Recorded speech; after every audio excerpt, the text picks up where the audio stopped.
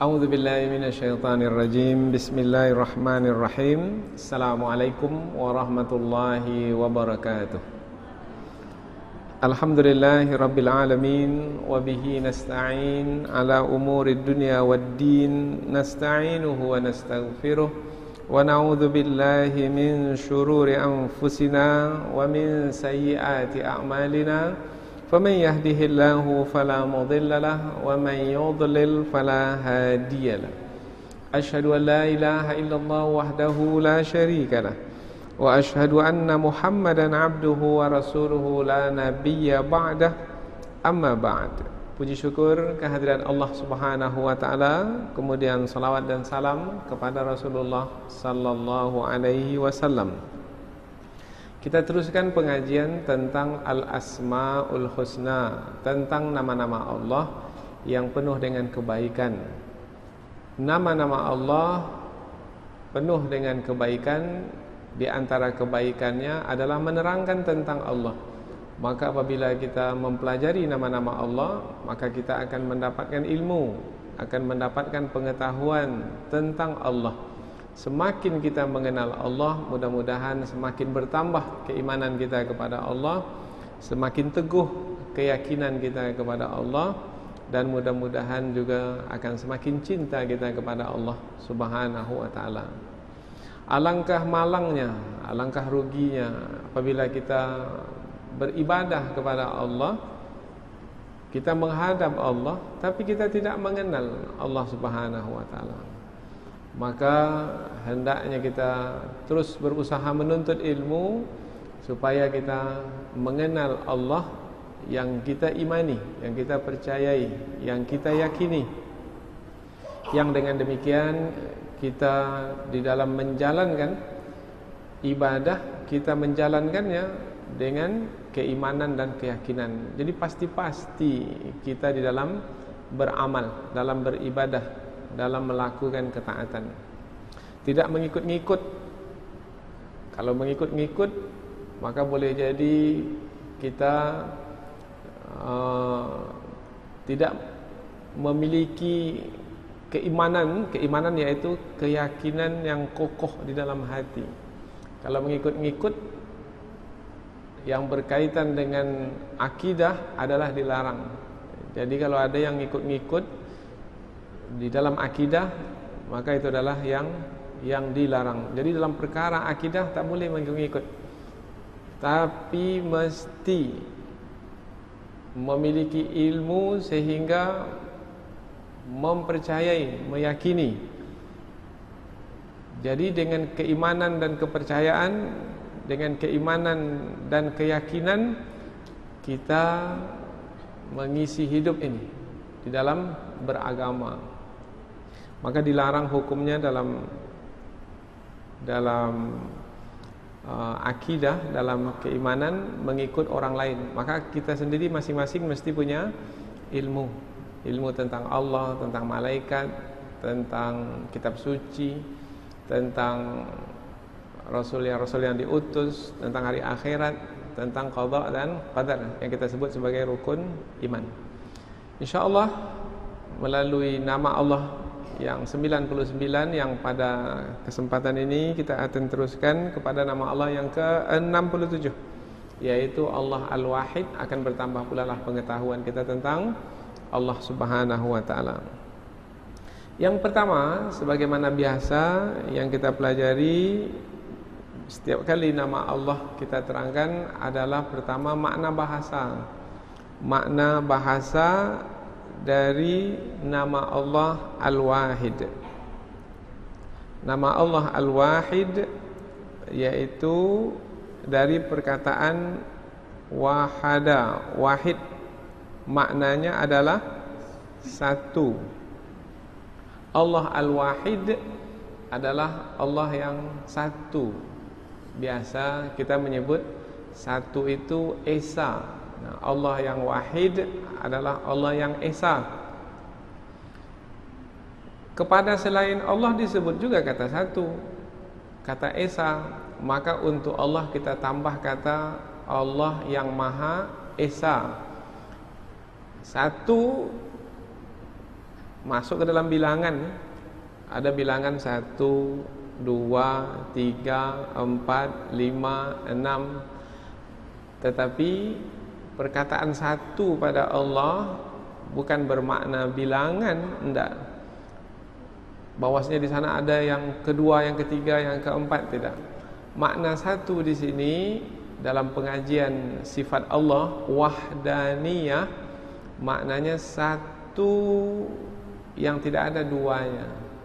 Artinya Allah itu tunggal, tidak bisa dipecah-pecah. Umpamanya pecahan itu seperti memahami Allah itu memiliki anak. Maka di dalam surah Al-Ikhlas disebutkan Allah itu tidak beranak dan pula tidak diperanakkan. Lam yalid walam yulad. Sebab kalau disebut beranak, maka nanti anak itu sama. Anak dari mana? Dari ibunya, induknya. Maka anak itu sama dengan induknya. Kalau anak sama dengan induknya, kalau induknya Tuhan, maka anak itu pun Tuhan. Jadi berapa Tuhan? Jadi 2 Tuhan.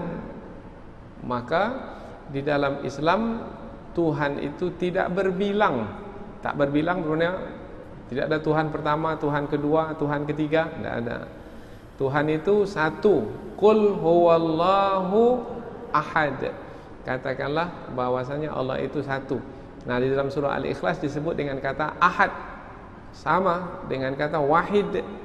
Maknanya adalah satu yang tidak berbilang. Di sana tidak ada yang kedua, yang ketiga. Kemudian tidak bisa dipecah. Jadi jangan difahami satu bisa dipecah. Kita ini satu juga. Diri kita kan satu ini, tapi bisa dipecah. Umpamanya bisa dipisah antara jasad dengan roh. Nah, sekarang ini kan ada jasad, ada roh. Diri kita ini berapa? Satu. Tapi yang satu ini bisa dipecah, yaitu terbagi kepada jasad dan roh. Nah, kalau sudah terbagi kepada jasad dan roh, udah berapa sekarang nih? Jadi 2. Nah, jangan memahami Allah Esa itu seperti itu, bisa dipisah pula zat Allah itu. Enggak, zat Allah itu tunggal, tidak bisa dipecah-pecah. Allah tidak beranak dan tidak diperanakkan. Karena di sana ada di luar Islam yang mempercayai Tuhan itu lebih dari satu. Ada Tuhan Bapa yang di surga, Tuhan Anak yang di bumi. Kemudian ada pula Tuhan perantara, namanya Rohul Kudus. 3 tapi satu, satu tapi 3. Nah, bagaimana cara memahaminya itu? Mana pula mungkin satu sama dengan 3, 3 sama dengan 1. Kemudian ada lagi kepercayaan Tuhan itu banyak. Jadi apa saja yang dilihat sebagai yang memiliki kelebihan, maka dijadikan Tuhan. Gunung besar, Tuhan. Matahari besar, Tuhan. Mana negara yang menyembah matahari? Jepang. Pohon besar, Tuhan. Orang besar, Tuhan juga. Maka ada juga yang menuhankan manusia. Maka macam-macam Tuhan yang dipercayai oleh manusia itu adalah tertolak. Artinya itu adalah kesesatan, karena Tuhan yang sebenarnya adalah Allah yang Maha Esa. Tuhan itu satu. Dan satu secara bahasa mungkin kita pakaikan pada bilangan. Di sana ada bilangan 2, 3, 4, tetapi kita tidak pakaikan yang bermakna bilangan itu pada Allah Subhanahu wa taala. Dalam surah Al-Baqarah ayat yang ke-163, Allah Subhanahu wa taala berfirman, wa ilahukum ilahu wahid. Disebutkan perkataan wahid, nama Allah yang ke-67 di dalam ayat ini. La ilaha illa huwar rahmanur rahim. Terjemahannya adalah, dan Tuhanmu adalah Tuhan yang Maha Esa. Esa satu, wahid. Tidak ada Tuhan yang berhak disembah melainkan Dia. Bermakna yang diibadati Yang diibadati mana yang disembah hanyalah Allah Subhanahu wa taala yang Maha Pemurah lagi Maha Penyayang. Jelas dari ayat ini bahwasanya Allah Subhanahu wa taala adalah yang diibadati. Yang diibadati mana? Yang disembah. Kemudian ada kata yang berhak. Yang berhak disembah. Berarti yang berhak disembah hanyalah Allah. Berarti selain Allah berhak untuk disembah. Tidak ada hak selain Allah untuk disembah. Jadi matahari tidak punya hak untuk disembah. Bulan tidak punya hak untuk disembah. Patung tidak punya hak untuk disembah. Apapun selain Allah, siapapun selain Allah tidak punya hak untuk disembah. Kalau disebut hak, kalau ada hak ada apa? Ada kewajiban. Jadi apabila Allah adalah yang berhak disembah, siapa yang menyembah?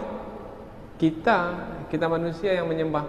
Maka menyembah Allah itu adalah kewajiban. Adalah kewajiban bagi kita menyembah Allah Subhanahu wa taala. Apa sebab? Sebab Allah adalah yang berhak, yaitu yang memiliki hak untuk disembah. Bolehkah suami menyembah istri atau istri menyembah suami? Tidak. Bolehkah penduduk negeri menyembah raja? Tidak. Karena yang berhak untuk disembah itu adalah hanya Allah Subhanahu wa taala. Berikutnya lagi. Adakah selain Allah? Nah, sekarang ini kita tanya pula yang selain Allah. Boleh juga disebut dengan Al-Wahid?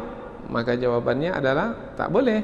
Apa sebabnya? Karena hanya Allah yang mencipta dan memelihara, dan hanya Allah pula yang disembah dan diibadati. Dikaitkan dengan penciptaan dan pemeliharaan. Siapa yang mencipta alam semesta ini? Allah. Siapa yang memelihara alam semesta ini? Allah. Nah, Allah dengan kasih sayangnya, tadi disebut Allah yang Maha Pengasih lagi Maha Penyayang. Allah dengan kasih sayangnya menciptakan alam semesta ini dengan baik, sempurna, tidak ada cacat celanya. Kemudian Allah pelihara alam semesta ini dengan baik, dengan sempurna, tidak ada cacat celanya. Matahari yang terbit dan tenggelam, hujan yang turun, manusia yang dihidupkan, yang dimatikan, dan seterusnya. Maka apabila Allah dengan kasih sayangnya telah mencipta dan memelihara alam semesta, maka Allah menghendaki supaya ciptaannya itu manusia, jin, malaikat beribadah kepadanya, dan itu adalah hak Allah. Jadi setelah Allah mencipta dan memelihara, maka adalah hak Allah untuk diibadati. Begitu juga umpamanya suami apabila telah menjalankan kewajibannya sebagai suami, memberikan nafkah kepada istri, maka adalah hak suami untuk dipatuhi oleh istrinya. Itu hak suami. Jadi ketika suami memerintah, maka kewajiban istri adalah patuh kepada perintah suami, sepanjang tidak bertentangan dengan perintah Allah dan Rasulnya. Begitu juga Allah Subhanahu wa taala. Jadi ketika tadi disebut Allah berhak, ya mengapa tidak? Karena Allah yang mencipta dan mengatur. Maka kata mencipta, mengatur ini untuk memunculkan Allah Subhanahu wa taala yang berhak. Adakah selain Allah mencipta dan mengatur pula? Apakah jin yang mencipta dan mengatur alam semesta? Tidak. Adakah patung? Patung lagi tidak, bergerak pun tidak. Berarti selain Allah tidak berhak untuk diibadati. Maka bolehkah selain Allah disebut dengan Al-Wahid? Tidak. Sebab selain Allah tidak mencipta, selain Allah tidak mengatur, maka selain Allah juga tidak berhak untuk diibadati. Jadi siapa yang berhak? Hanya Allah. Hanya Allah bermakna wahid.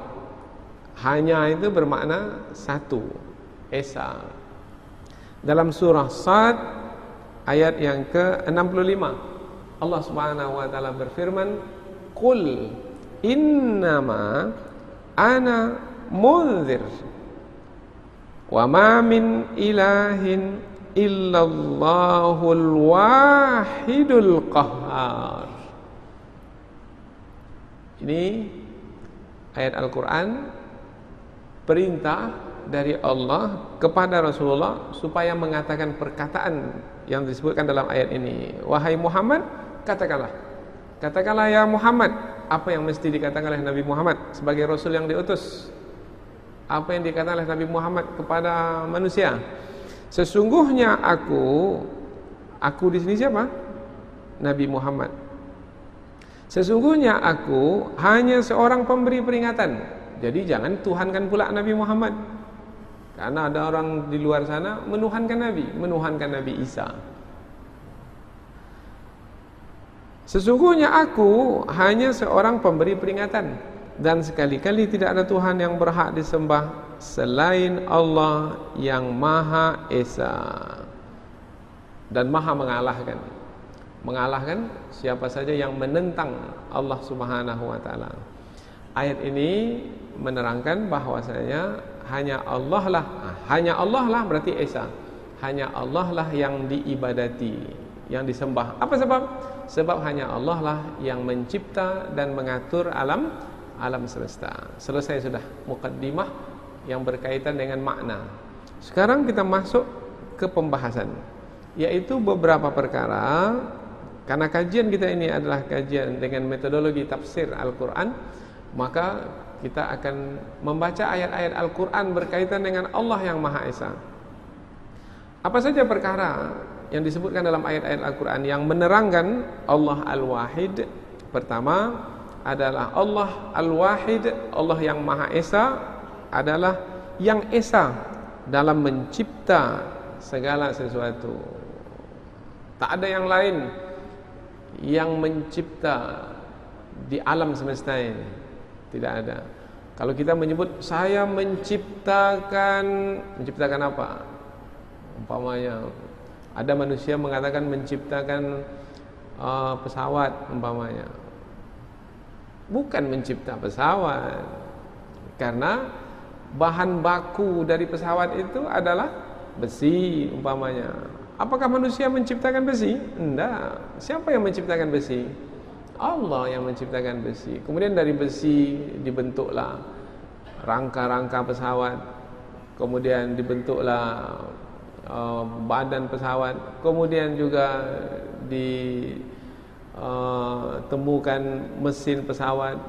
Kemudian dibentuklah pesawat sedemikian rupa. Tetapi manusia bukan mencipta pesawat, tetapi membentuk pesawat dari bahan-bahan yang dicipta oleh Allah Subhanahu wa taala. Jadi pada hakikatnya apapun yang dibuat oleh manusia bukan penciptaan. Apapun yang dibuat oleh manusia hanya merangkai-rangkai saja dari bahan-bahan yang sudah diciptakan oleh Allah. Maka kata mencipta itu sebenarnya maknanya adalah dari tidak ada menjadi ada. Nah, itu makna penciptaan. Tapi kalau dari ada kepada ada, itu bukan penciptaan, itu penyusunan saja. Sudah ada besi-besi kayu umpamanya, apalagi yang lain. Kemudian jadilah pesawat, jadilah kapal, jadilah kendaraan di darat dan seterusnya. Maka itu bukan penciptaan, itu hanya penyusunan dan perangkaian saja. Jadi siapa yang mencipta? Hanya Allah. Hanya Allah yang mencipta bermakna menerangkan tentang Allah yang Maha Esa. Inilah yang kita maksudkan seperti yang terdapat di dalam surah Ar-Ra'd ayat yang ke-16. Qul, katakanlah wahai Muhammad, man rabbus samawati wal ard? Qulillah. Qul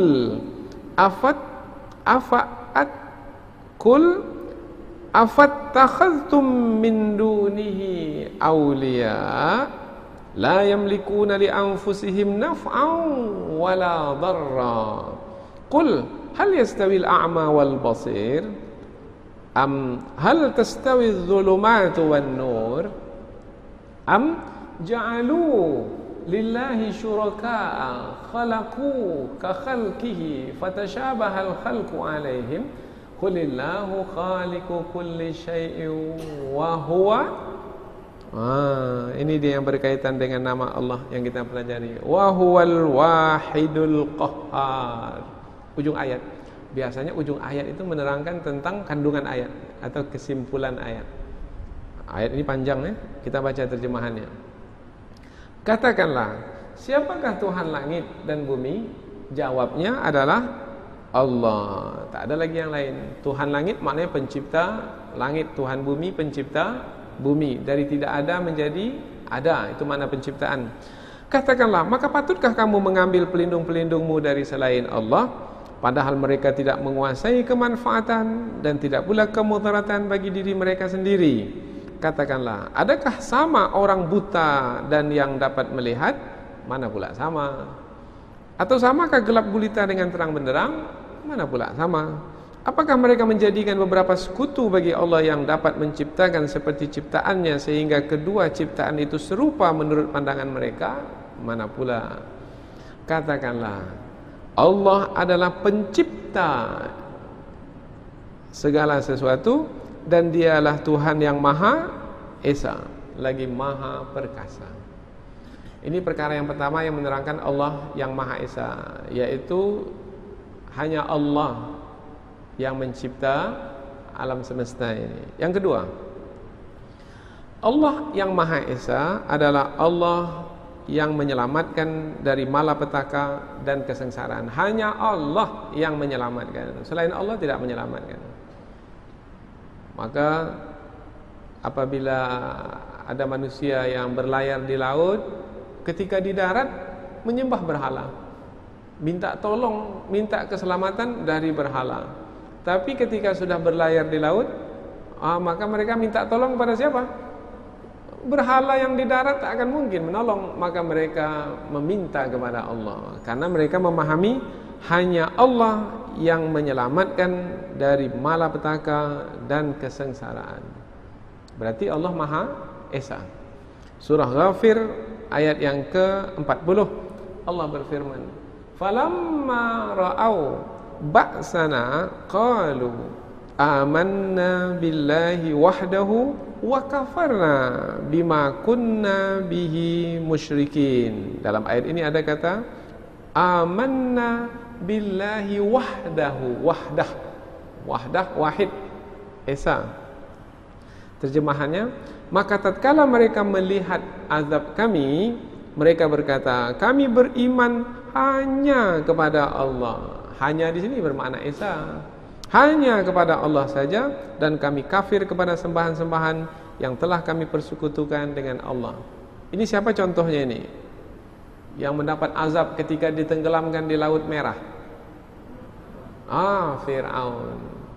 Ketika ditenggelamkan, tak ada lagi yang akan menyelamatkan, padahal seorang raja dan dia punya penolong-penolong yang ramai. Tapi karena tak ada lagi yang bisa menolong, ketika itu Fir'aun beriman. Maka imannya tak diterima karena terlambat di dalam beriman. Ketika itu barulah dia tahu bahwasanya satu-satunya yang hanya bisa menyelamatkan adalah Allah Subhanahu wa taala. Yang ketiga, Allah yang Maha Esa adalah Allah yang mengatur alam semesta ini sehingga tetap dalam keadaan baik. Jadi keesaan Allah itu menerangkan kebaikan yang ada di alam semesta itu, menerangkan tentang keesaan Allah. Andaikan di alam semesta ini ada dua Tuhan, maka akan berlakulah kerusakan. Kerusakan di langit dan di bumi akan berlaku apabila Tuhan itu lebih dari satu. Mudahnya, kalau supir ada dua bagaimana? Yang pegang steering kendaraan itu, umpamanya bus umpamanya, supirnya dua. Yang satu pegang setir sebelah kiri, yang satu pegang setir sebelah kanan. Bagaimana? Bisa terbalik bus itu. Supir yang satu mau belok kanan, supir yang satu mau belok kiri. maka akan terbaliklah. Maka gambaran yang mudah begitu juga tentang alam semesta ini. Allah berfirman dalam surah Al-Anbiya ayat yang ke-22.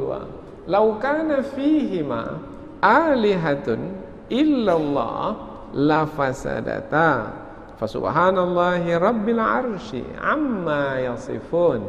Allah berfirman, sekiranya ada di langit dan di bumi Tuhan-Tuhan selain Allah, sekiranya. Kalau disebut kata sekiranya bermakna andaian, seandainya, kalau terjadi, tapi tak mungkin terjadi. Seandainya ada di langit dan di bumi Tuhan-Tuhan selain Allah, tentu keduanya itu telah rusak, binasa. Apa sebab? Sebab masing-masing Tuhan akan kalah mengalah kan. Seperti dalam kepercayaan di luar Islam sana, katanya ada Tuhan yang mencipta, Brahmana. Tapi ada pula Tuhan yang merusak. Oh, jadi ada dua Tuhan yang berlawanan. Umpamanya kalau lahir anak, itu Tuhan yang mencipta, yang punya kerja itu. Kalau ada kematian, itu Tuhan yang merusak, yang punya kerja itu. Macam mana pula Tuhan berwujud dengan berbentuk perlawanan antara satu dengan yang lain? Ini adalah kepercayaan sesat. Maka datang Islam bahwasanya tidak ada Tuhan selain Allah Subhanahu wa taala. Tuhan itu adalah Tuhan yang Maha Esa.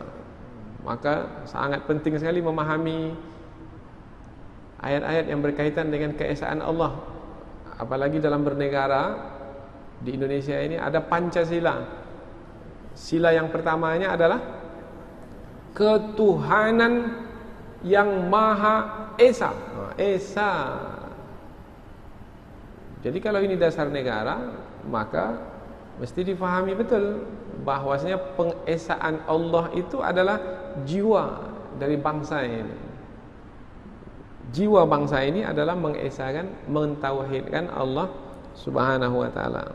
Yang keempat, Allah yang Maha Esa dapat juga kita ketahui melalui surah Ghafir ayat yang ke-16, yaitu yang menerangkan tentang Allah yang Maha Esa adalah yang satu-satunya berkuasa nanti di hari akhirat. Tak ada selain Allah yang berkuasa. Kalau di dunia ini masih ada ya selain Allah yang berkuasa, raja-raja, presiden, kononnya dia juga berkuasa. Sebenarnya presiden pun kalau berkuasa dengan kehendak Allah. Allah kehendaki hilang kuasanya, hilang kuasanya. Tapi di hari akhirat selain Allah tak ada yang diberi kuasa. Dan Allah yang berkuasa di hari akhirat itu adalah Allah yang juga berkuasa di dunia. Allah berfirman dalam surah Ghafir ayat yang ke-16, yaumahum barizun la yakhfa 'ala Allahi minhum syai' limanil mulkul yaum lillahil wahidil qahhar. Nah, ini tentang Allah yang berkuasa di hari akhirat. Jadi jangan dikatakan Tuhan yang di dunia tidak sama dengan Tuhan yang di akhirat. Enggak, Tuhan yang di akhirat itu adalah juga Tuhan yang di dunia sekarang. Bermakna satu. Satu itulah yang disebut Maha Esa. Terjemahannya, yaitu hari ketika mereka keluar dari kubur. Ini hari akhirat, hari kebangkitan. Tiada satu pun dari keadaan mereka yang tersembunyi bagi Allah. Lalu Allah berfirman, kepunyaan siapakah kerajaan pada hari ini? Maknanya siapa yang berkuasa di hari akhirat? Kepunyaan Allah yang Maha Esa. Oh, berarti kata Esa di sini memberikan penjelasan bahwasanya jangan sekali-kali difahami bahwasanya Tuhan yang di hari akhirat itu tidak sama dengan Tuhan yang di dunia ini. Tuhan yang di akhirat itu ada Tuhan yang di dunia sekarang ini. Kepunyaan Allah yang Maha Esa lagi Maha mengalahkan. Jadi Allah yang memiliki, yang mempunyai kekuasaan di hari akhirat kelak. Yang kelima, Allah yang Maha Esa itu adalah Allah yang menetapkan dan memberitahukan tentang zatnya sebagai yang Maha Esa. Oh, jadi Allah yang Maha Esa adalah karena Allah itu gaib, zat Allah itu gaib, dan kita tidak mampu mencapai keesaan Allah itu dengan panca indera kita. Maka Allah yang Maha Esa itu memberitahukan tentang dirinya kepada kita, tentang zatnya kepada kita. Maka karena yang Maha Tahu telah memberitahu, kita terima. Karena tidak ada alasan bagi kita yang tak tahu menolak pemberitahuan Allah yang Maha Tahu. Kalau orang sudah tahu kemudian diberitahu, maka kita terima saja. Umpamanya kita tidak pernah pergi ke Mekah, tak pernah melihat Ka'bah, tak pernah melihat Hajarul Aswad, tapi ada orang yang selalu pergi ke Mekah, selalu tawaf mengelilingi Ka'bah, tahu betul Hajarul Aswad, kemudian memberitahu kita, Pak, Hajarul Aswad itu tempatnya adalah di salah satu sudut Ka'bah.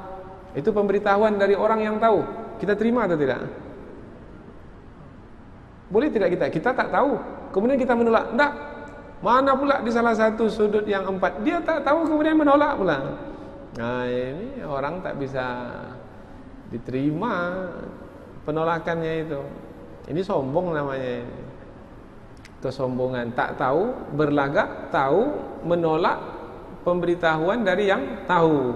Apakah tidak ada alasan bagi manusia untuk menolak apabila Allah memberitahukan tentang dirinya sebagai yang Maha Esa, seperti yang terdapat di dalam surah Az-Zumar ayat yang keempat. Lau aradallahu an yattakhidha waladan lastafa mimma yakhluqu ma yasha subhanah huwallahul wahidul qahhar. Allah berfirman, kalau sekiranya Allah hendak mengambil anak, sekiranya, nah, tadi sudah kita sebutkan sekiranya ini. Apa makna sekiranya ini? Andaian, tapi tak berlaku. Seandainya, sekiranya Allah hendak mengambil anak, tentu dia akan memilih apa yang dikehendakinya di antara ciptaan-ciptaan yang telah diciptakannya. Tapi Allah tidak menghendaki demikian. Nah, ini mesti ditekankan, karena ada di antara manusia yang mengambil anak, yang menetapkan bahwasanya Allah mengambil anak, seperti orang-orang Nasrani, seperti orang-orang Yahudi mengatakan Allah memiliki anak. Anak Allah Uzair, kata orang Yahudi. Anak Allah Yesus Kristus, kata orang-orang Nasrani. Anak Allah malaikat-malaikat, ada kepercayaan pada bangsa Arab dahulu. Nah, ini adalah kepercayaan sesat.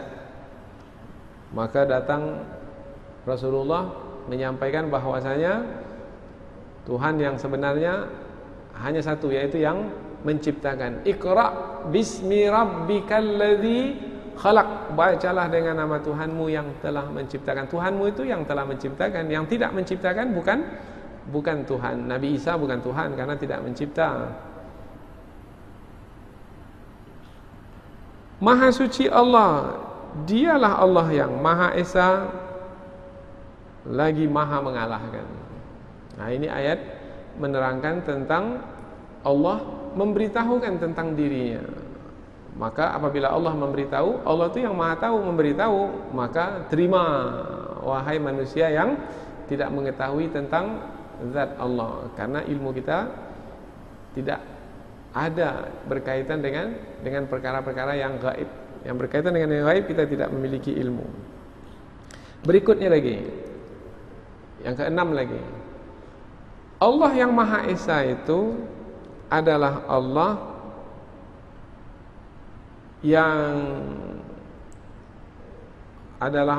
yang disebut atau yang disampaikan oleh para rasul dalam dakwah mereka. Setiap rasul menyampaikan, wahai umatku, wahai manusia, Tuhan yang sebenarnya Tuhan satu saja, yaitu Allah Subhanahu wa ta'ala. Jadi siapa Allah yang Maha Esa itu? Allah yang Maha Esa itu adalah yang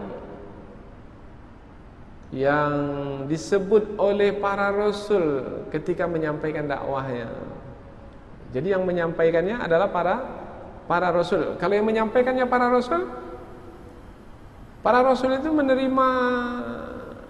menerima wahyu dari Allah Subhanahu wa taala, maka sebenarnya pemberitahuan para rasul itu adalah juga pemberitahuan dari Allah Subhanahu wa taala. Jadi Allah yang Maha Esa itu adalah Allah yang disebut oleh para rasul yang diutus kepada manusia. Para rasul diutus untuk menyeru manusia supaya mengesakan Allah, karena para rasul diperintahkan oleh Allah Subhanahu wa taala supaya menyeru manusia mengesakan Allah. Jadi adalah tidak benar ya kalau ada rasul tapi menyuruh pengikutnya menuhankan Allah, dalam waktu yang sama juga menuhankan dirinya. Itu tak betul itu. Maka tidak betul kepercayaan orang-orang Kristen itu. Apa sebab? Sebab orang Kristen memahami bahwasanya Nabi Isa di samping seorang rasul adalah juga anak Tuhan. Mana pula? Maka di dalam Al-Quran, Nabi Isa itu sendiri pun mengesakan Allah dan menyeru manusia supaya mengesakan Allah dan jangan menuhankan selain Allah.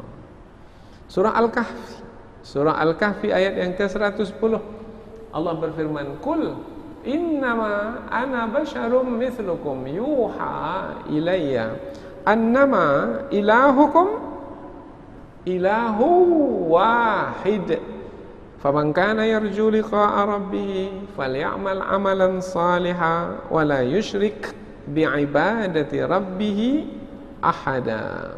Terjemahannya, katakanlah kepada siapa ini? Kepada Nabi Muhammad sebagai seorang rasul. Ini juga disampaikan kepada rasul-rasul sebelum Nabi Muhammad. Sesungguhnya aku ini hanya seorang manusia seperti kamu, maka jangan tuhankan pula aku.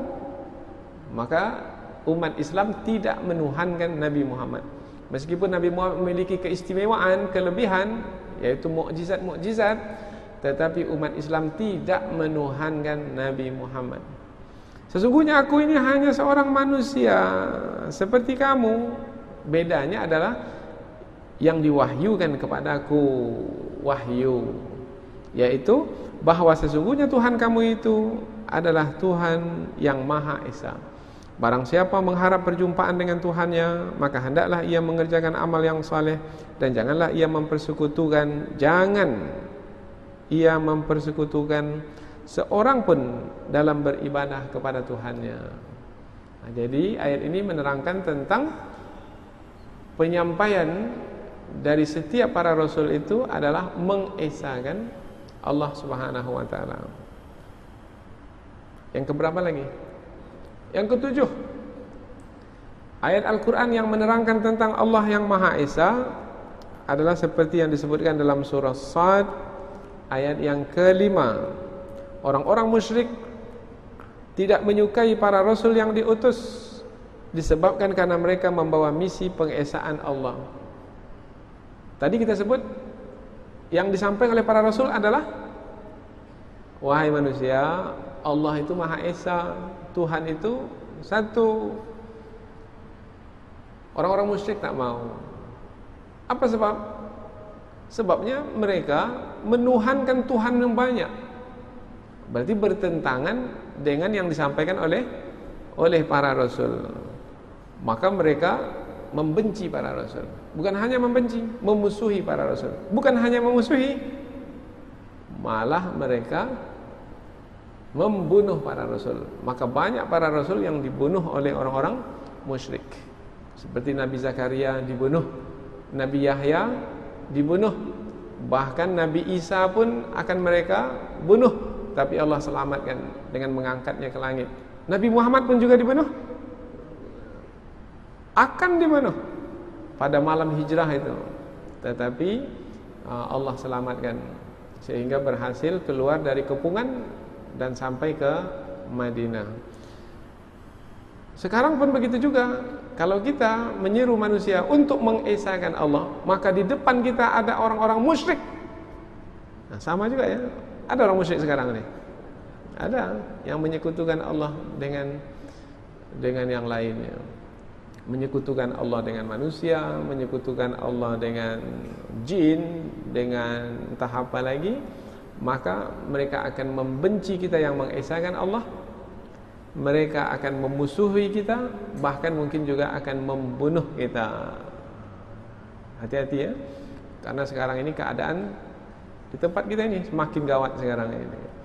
Karena munculnya orang-orang yang tidak beriman kepada Allah, yang mengesahkan Allah. Mereka ini bahkan tidak percaya kepada Tuhan. Yang tak percaya kepada Tuhan itu namanya komunis. Lambangnya palu arit. Rupanya ada juga di Pekanbaru ini. Kemarin ditangkap oleh kawan kita yang memakai baju palu arit ini. Komunis, anti agama. Seperti ideologi yang ada di Cina sana. Ini mau coba dipindahkan ke Indonesia ini. Atau seperti ideologi yang ada di Rusia sana. Cina dengan Rusia itu bersatu. Dan mereka ini pula punya kekuatan di dunia ini. Dan mereka ingin menjajah. Nah, di antara negeri yang akan dijajah itu adalah Indonesia ini. Maka mesti bersiap sedia ini. Kalau kita mengesahkan Allah, pasti mereka ini tidak menyukai kita. Pasti akan membenci kita. Pasti akan memusuhi kita. Pasti akan memerangi kita. Pasti akan membunuh kita. Sudah ada yang terbunuh di Indonesia ini? Komunis membunuh para ulama. Sudah berlaku? Oh, sudah berlaku. Tahun berapa? Tahun 65. Maka mungkin akan berlaku kalau kita tidak mengantisipasinya lebih awal. Maka kita katakan tidak ada hak orang yang tidak percaya kepada Tuhan itu berada di Indonesia ini. Sebab Indonesia ini memiliki dasar negara Pancasila. Salah satu dari silanya berketuhanan yang Maha Esa. Itu dasar yang telah diletakkan oleh pendiri negara ini, Negara Kesatuan Republik Indonesia. Tapi ada orang yang tak percaya agama ini mau menjajah negeri ini. Tak percaya kepada Allah, tak percaya kepada hari akhirat. Apa hari akhirat ini? Akhirat itu ramalan saja itu, katanya. Ini orang yang tertipu terpedaya ini menyebut akhirat di sana ada surga. Ada yang tidak percaya kepada hari akhirat pada zaman sekarang ini, dan tidak jauh tempatnya dari kita. Maka pengesaan Allah mesti kita usahakan dengan terus menambah ilmu, kemudian membuktikannya dalam perbuatan kita sehari-hari. Apa yang kita lakukan itu adalah dalam rangka mengesahkan Allah. Qul inna salati wa nusuki wa mahyaya wa mamati lillahi rabbil alamin. Sesungguhnya salatku, ibadahku, hidupku, matiku hanya untuk Allah, Tuhan semesta alam. Begitu juga yang terdapat dalam surah Sad ayat yang ke-51, aja'alal alihata ilaha wahida inna hadza la syai'un ujab. Ini perkataan orang-orang musyrik. Mengapa ia menjadikan Tuhan-Tuhan itu Tuhan yang satu saja? Ini perkataan orang musyrik. Mengatakannya kepada siapa? Mengatakan kepada Rasul yang menyampaikan dakwahnya itu. Mengapa dia jadikan Tuhan kita yang banyak ini menjadi satu Tuhan? Ini sesungguhnya adalah benar-benar suatu hal yang sangat mengherankan. Jadi dia heran terhadap seruan para nabi dan rasul. Mengherankan. Ada juga manusia yang heran sekarang ini kepada para pendakwah, kepada para ustaz, para guru yang menyampaikan dakwah mengesahkan Allah. Oh, ada. Ketika kita menyeru mentauhidkan Allah, apa ini tauhid ini? Udahlah kita kaji dunia sajalah. Macam mana mendapatkan harta sebanyak-banyaknya dalam waktu yang sesingkat-singkatnya. dengan cara menghalalkan segala cara menipu, cara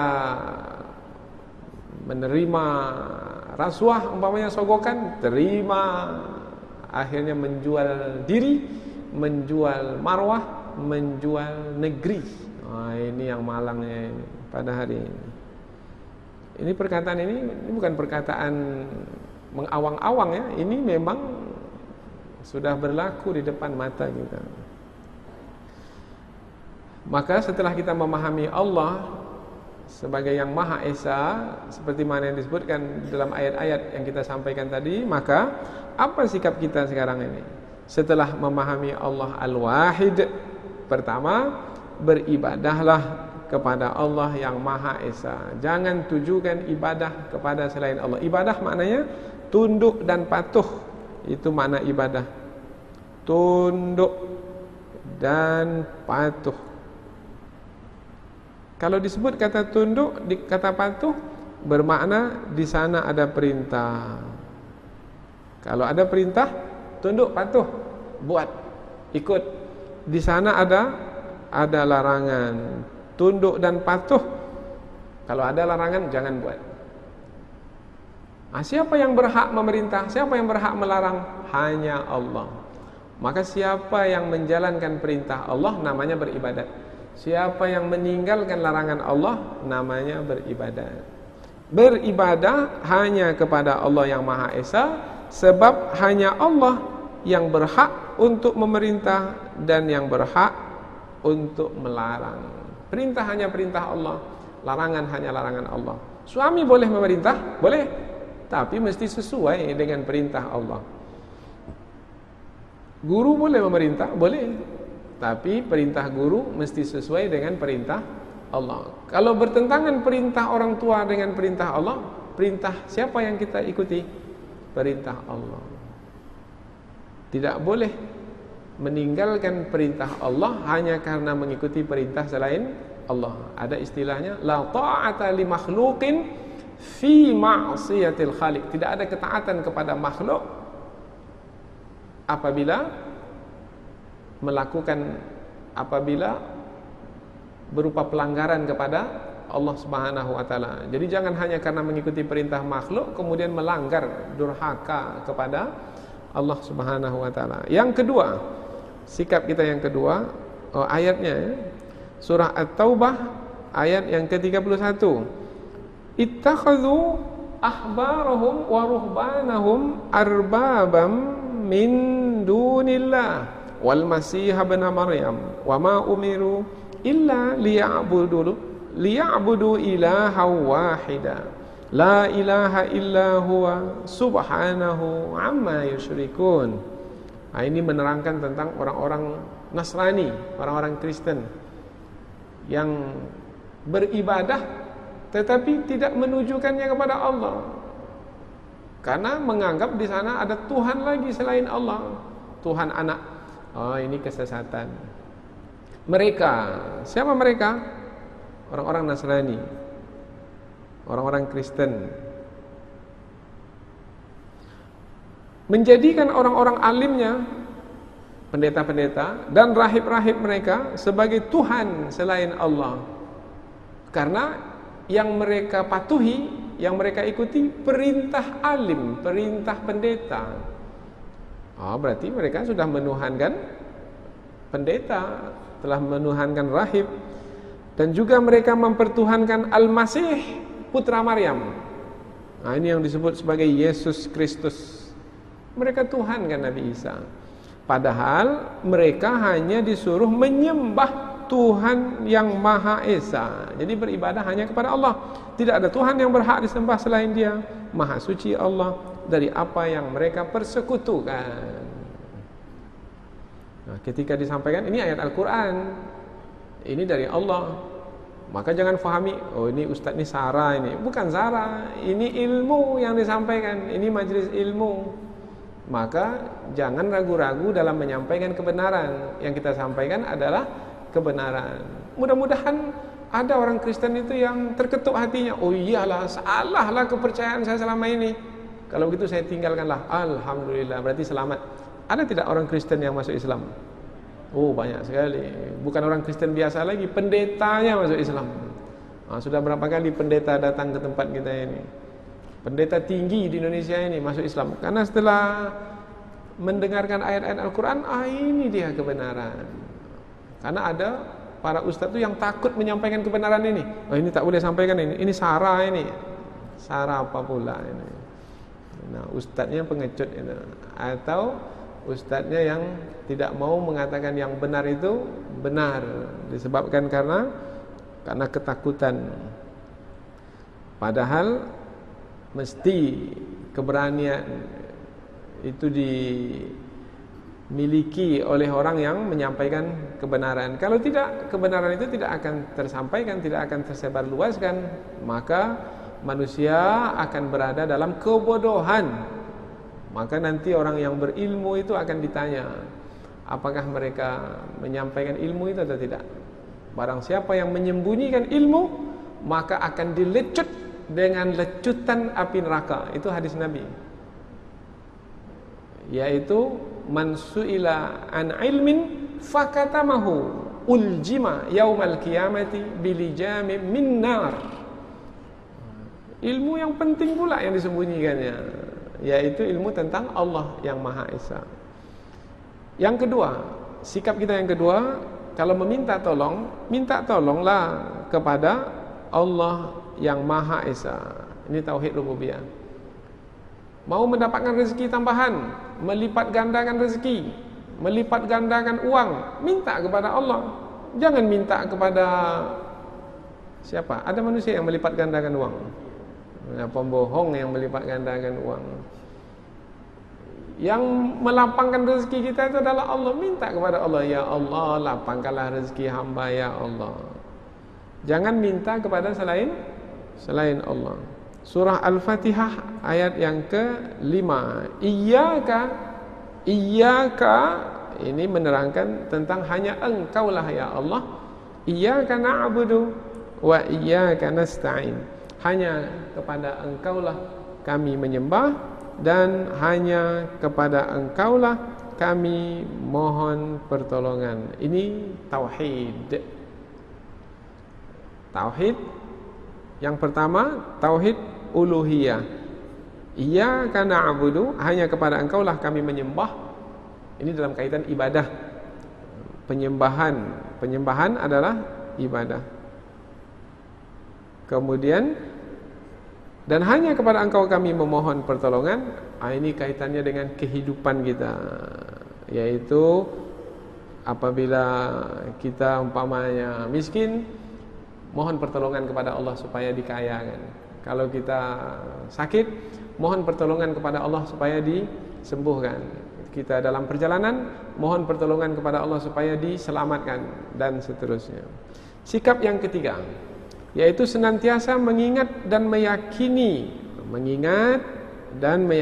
Allah sebagai Tuhan yang Maha Esa. Maknanya berzikir. Zikir itu tujuannya mengingat Allah, tapi dalam masa yang sama meneguhkan ingatan kita kepada Allah yang Maha Esa. Surah Ibrahim ayat yang ke-52. Hadza balaghul linnas waliyunzaru bihi waliya'lamu annama huwa ilahu wahid waliyadzakkara ulul albab. Allah berfirman, Al-Quran ini adalah penjelasan yang sempurna bagi manusia, dan supaya mereka diberi peringatan dengannya, dan supaya mereka mengetahui bahwasanya dia siapa? Dia Allah adalah Tuhan yang Maha Esa, dan agar orang-orang yang berakal mengambil pelajaran. Maka berzikirlah, mengingat Allah, senantiasa berzikir mengingat Allah yang Maha Esa. Ini sikap kita yang ketiga. Sikap kita yang keempat, setelah kita mendapat ilmu tentang Allah yang Maha Esa, maka tetap pendirian dalam mentauhidkan Allah. Kita pasti akan diuji dalam mengesakan Allah. Dulu siapa yang diuji dalam mengesakan Allah? Diseret di padang pasir karena mengesakan Allah, tak mau ikut kepercayaan orang-orang kafir Quraisy yang menyekutukan Allah, diseret di padang pasir. Bilal bin Rabah, karena dia seorang hamba saya, diikat kemudian diseret di padang pasir. Tetapi Bilal tetap pendirian, tetap pendirian. Apa perkataan yang keluar dari mulut Bilal? Ahad, ahad. Nah, apa mana ahad itu? Sama dengan wahid, esa, esa. Tetap pendirian. Nah, tetap pendirian, jangan berubah. Andai pun kita diuji dengan berbagai macam ujian, tetap Allah yang Maha Esa. Kita tidak akan tunduk dan patuh kepada selain Allah, siapapun. Penjajah seperti apapun, kita tidak akan tunduk dan patuh. Itu sebabnya dahulu para pahlawan kita itu tampil dengan kalimat Allah. Imam Bonjol, Pangeran Diponegoro, semua tampil.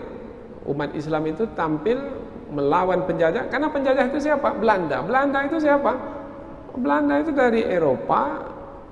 Kepercayaannya menyekutukan Allah. Kata orang tua-tua kita, Balando Kapia. Kapia apa? Kafir. Belanda kafir.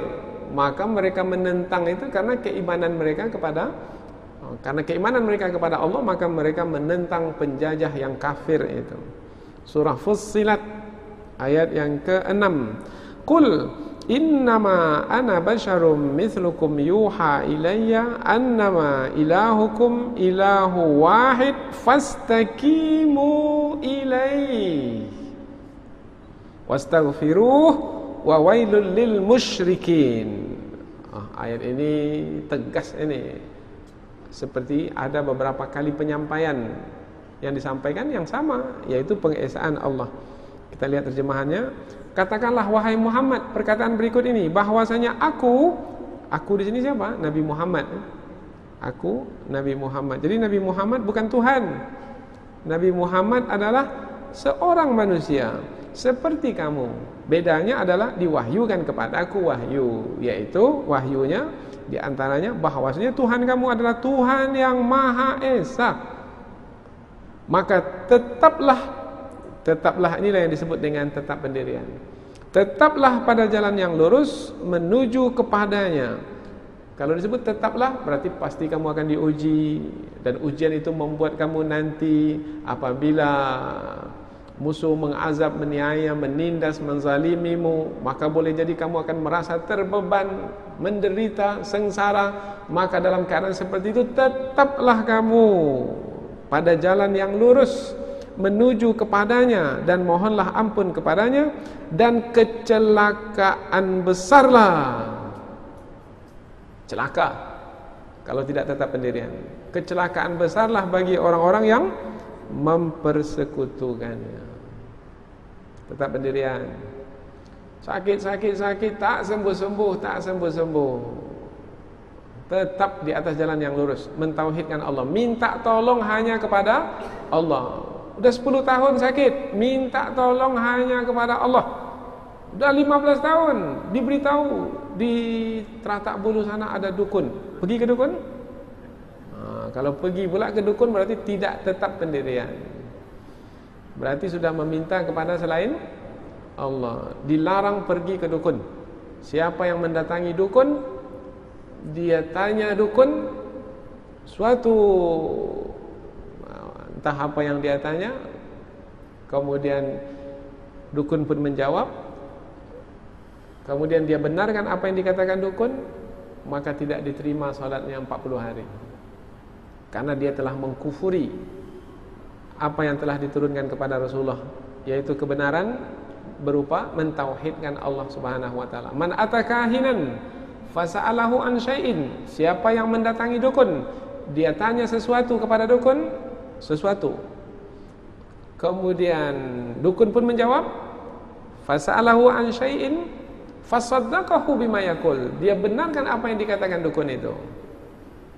Faqad kafara ala ma nazala ala Muhammadin sallallahu alaihi wasallam. Maka dia telah kafir kepada kebenaran yang telah diturunkan kepada Rasulullah sallallahu alaihi wasallam. Dulu ada dukun berkedok ustaz ke Pekanbaru ini dari Jakarta. mengumpulkan ramai orang di Masjid An-Nur ini, beribu orang dikumpulkannya. Maka jemaah ini pun yang tak tahu bawa air putih. Kemudian dukun ini pun berzikir, dukun berzikir, karena dia menampakkan dirinya sebagai ulama, tapi bahasa Arab pun dia tak tahu, Al-Quran pun dia tak faham. Cara pengobatan penyakitnya itu adalah dengan membeli kambingnya. Maka dukun kambing namanya, Ustadz kambing. Ditanyanya, apa penyakit bapak ini? Oh, penyakit saya ini dah lama tak sembuh. Beli kambing ini. Kalau bapak mau cepat sembuh, kambing harga 5 juta. Jadi ada kambing 5 juta, 10 juta, 15 juta. Kemudian penyakit manusia dipindahkannya ke kambing. Apalah salah kambing ini sehingga menerima penyakit dari manusia? Kita bodohnya kita pula, kita beli pula kambingnya itu. Ada sudah jadi kambing hitam kita ini, yaitu menjadi korban karena kebodohan kita. Tapi masih banyak tak orang yang pergi ke dukun? Masih. Mau menang pilkada, calon wali kota, pergi ke dukun. Allah, pasangan mana ini? Tak tahu ya? Tak tahu tak apalah. Mudah-mudahan tidak ada. Pergi ke dukun. Allah, masih percaya juga lagi kepada dukun. Allahu Akbar. Yang kelima, setelah kita memahami Allah yang Maha Esa, berdakwah, jangan diam diri, sampaikan kebenaran. Nanti kita akan ditanya oleh Allah, kamu tahu, kamu punya ilmu, mengapa kamu tak memberitahu dahulu? Beritahu kan? Nah, tinggal lagi caranya memberitahukan dengan bijaksana. Berdakwah kepada manusia supaya meyakini keesaan Allah. Surah Yusuf ayat yang ke-39. Ini adalah perbuatan Nabi Yusuf dahulu, perbuatan yang terpuji dan kita ikuti. Ya sahibais sijni a'arbabum mutafarriquna khairun amillahul wahid. Ada nama Allah Al-Wahid dalam ayat ini. Amillahul wahidul qahar. Terjemahannya, hai kedua penghuni penjara. Nabi Yusuf dalam penjara, bersama Nabi Yusuf dalam penjara ada dua lagi penghuni penjara. Jadi mereka bertiga dalam penjara. Dalam penjara itu Nabi Yusuf berdakwah. Berdakwah itu bukan di mimbar saja, bukan di masjid. Wahai penghuni penjara, hai kedua penghuni penjara, manakah yang baik? Tuhan-Tuhan yang bermacam-macam itu ataukah Tuhan yang Maha Esa, lagi Maha Perkasa? Jadi dalam penjara pun berdakwah. Maka kalau bisalah kita ini pergi ke penjara-penjara ini, dakwahi orang yang ada dalam penjara. Kan banyak orang dalam penjara kan, karena korupsi dalam penjara, karena membunuh penjara, narkoba penjara, banyak sekali dalam penjara. Maka datangi mereka ke penjara ini, supaya mereka mendapatkan kebenaran. Andaikan mereka di penjara seumur hidup kemudian meninggal dunia, mungkin mereka tidak mendapatkan kenyamanan hidup di dunia ini, tapi insyaAllah mereka akan mendapatkan kenikmatan hidup di hari akhirat, karena mereka meninggal dalam keadaan beriman, mentauhidkan Allah. Terakhir, sikap kita adalah kalau kita ditakdirkan, ditentang oleh orang-orang yang mungkin punya alasan pula ketika kita menyampaikan kebenaran kepadanya, maka akan berlaku perdebatan, pertentangan, perdebatan. Maka kalau berdebatlah dengan orang-orang musyrik dengan cara yang baik. Jangan keluarkan kata-kata kasar, mengkeji, menghina, merendahkan. Tidak, kita terangkan bahwasanya tidaklah benar Tuhan itu lebih dari satu. Tuhan itu adalah satu, Esa. Apa sebab? Berikan alasan. Kadang-kadang orang di luar Islam itu tidak mau mendengar ayat-ayat Al-Quran. Kalau tak mau mendengar ayat Al-Quran, kandungan Al-Quran itu disampaikan. Susun kata-kata sedemikian rupa sehingga orang yang tidak suka mendengar ayat Quran itu dengan akal fikirannya, oh dia bisa memahami dari penyampaian kita dengan susunan kata dari kitab, tapi kita ambil dari ayat Al-Quran. Seperti yang disebutkan dalam surah Al-Ankabut ayat yang ke-46, wala tujadilu ahlal kitab illa billati hiya ahsan illa alladhina zalamu minhum wa qulu amanna billadhi unzila ilaina wa unzila ilaikum wa ilahukum wa ilahuna wa ilahukum wahid wa nahnu lahu muslimun. Ada kata wahid di dalam ayat ini. Allah berfirman, dan janganlah kamu berdebat dengan ahli kitab melainkan dengan cara yang paling baik, kecuali dengan orang-orang zalim di antara mereka, dan katakanlah kami telah beriman kepada kitab-kitab yang diturunkan kepada kami dan yang diturunkan kepadamu. Tuhan kami dan Tuhanmu adalah Tuhan yang satu, dan kami hanya kepadanya berserah diri. Kemudian penutup pengajian, setelah kita mempelajari tentang Allah yang Maha Esa melalui ayat-ayat Al-Quran, kemudian kita jelaskan pula sikap kita apabila kita telah memahami Allah yang Maha Esa, kemudian kaitannya dengan Al-Asma'ul Husna yang boleh dijadikan sebagai zikir untuk mengingat Allah, untuk memohon pertolongan kepada Allah. Maka bagaimana beramal dengan menzikirkan, dengan menyebut Al-Asma'ul Husna ini sebagai zikir, yaitu beramal dengan mengucapkan ya Allah ya Wahid, ya Allah ya Wahid, ya Allah yang Maha Esa, ya Allah ya Wahid, ya Allah yang Maha Esa. Tidak ada Tuhan yang patut disembah dengan kebenaran kecuali Engkau. Tidak ada yang lain yang akan menolong, melindungi, memelihara, menjaga, memberi kekuatan, menyembuhkan kecuali Engkau ya Allah. Sesungguhnya hamba sekarang ini ya Allah dalam keadaan sakit, maka sembuhkanlah hamba. Tidak ada di sana yang akan menyembuhkan penyakit hamba ini kecuali Engkau ya Allah ya Wahid. Begitu cara kita beramal, mengamalkan nama Allah ini. Berapa kali? Jangan letakkan pada bilangan 100 kali kan, 1000 kali kan, terserahlah. Tapi jangan letakkan pada bilangan, tapi letakkan pada kepuasan. Seberapa puasnya kita? 1000 kali sudah puas rasanya? Oh belum, tambah lagi 2000, 3000. Kapan kita baca? Siang atau malam? Kapan saja. Di mana? Di rumah atau di masjid? Terserah. Sendiri-sendiri atau berjamaah? Terpulang juga lah, silahkan, tidak mengapa. Cara-caranya itu dipersilahkan kepada kita. Yang penting adalah kita ketika berzikir mengingat Allah, kita memahami Allah. Seperti ya Allah ya Wahid, kita memahami ya Allah yang Maha Esa, Engkaulah yang melapangkan rezeki hamba ya Allah.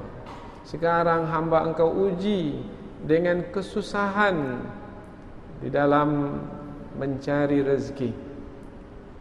Hamba sudah berusaha, tapi bukannya hamba mendapatkan keuntungan dari perdagangan yang hamba jalankan, malah sekarang ini hamba berhutang ya Allah. Hanya Engkaulah ya Allah yang akan melapangkan rezeki hamba. Tidak ada di sana selain darimu ya Allah yang akan melapangkan rezeki. Engkaulah yang melapangkan rezeki ya Allah. Allahu yabsutur rizqa liman yasha. Allah lah yang melapangkan rezeki bagi siapa yang Dia kehendaki. Lapangkanlah rezeki hamba ya Allah, karena hanya Engkaulah yang melapangkan rezeki hamba ya Allah ya Wahid. Boleh. Bermakna kita pakaikan nama Allah ya Wahid ketika kita berzikir, menyebut nama Allah Subhanahu wa taala, karena nama Wahid, Al-Wahid adalah salah satu dari nama-nama Allah yang 99. Mudah-mudahan apa yang kita pelajari ini ada manfaatnya insyaallah. Subhanakallahumma wa bihamdika asyhadu an la ilaha illa anta wa astaghfiruka wa atubu ilaik. Wassalamualaikum warahmatullahi wabarakatuh.